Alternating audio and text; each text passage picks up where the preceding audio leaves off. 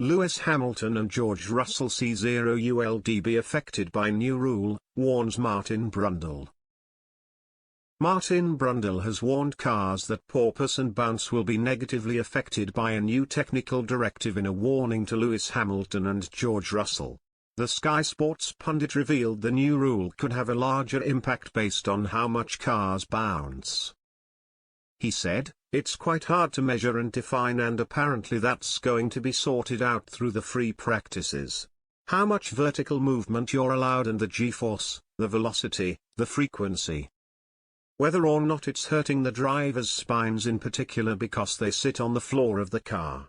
Or could we be moving into an area around concussion, for example? It does seem to me, my first read-through of this technical directive, that the more you porpoise and bounce, the more you're going to be negatively affected by these changes." It comes after the FIA launched a new technical directive to reduce porpoising on safety grounds. The FIA has promised to convene a technical meeting with the teams to define measures to help cars in the medium term, which could be beneficial to Mercedes. However, in the short term, the FIA will instead closely scrutinize the planks and skids on the bottom of cars to ensure teams are not running them too low to the ground. They will set a series of guidelines on how much cars can bounce and then strictly police this for safety reasons. This means cars like Mercedes who like to run low to the ground despite the porpoising may be forced to run their car higher. This will likely reduce or stop the porpoising but will ensure teams lose performance.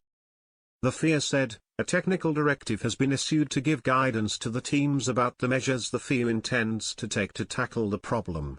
Closer scrutiny of the planks and skids, both in terms of their design and the observed wear.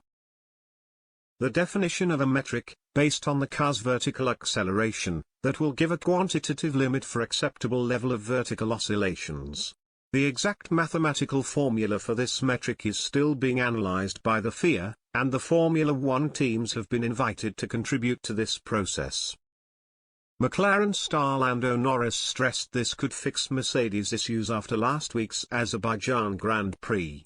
The 22-year-old said, "I'm sure the Mercedes can have a much stiffer floor and raise the ride height, and it would be much nicer for them.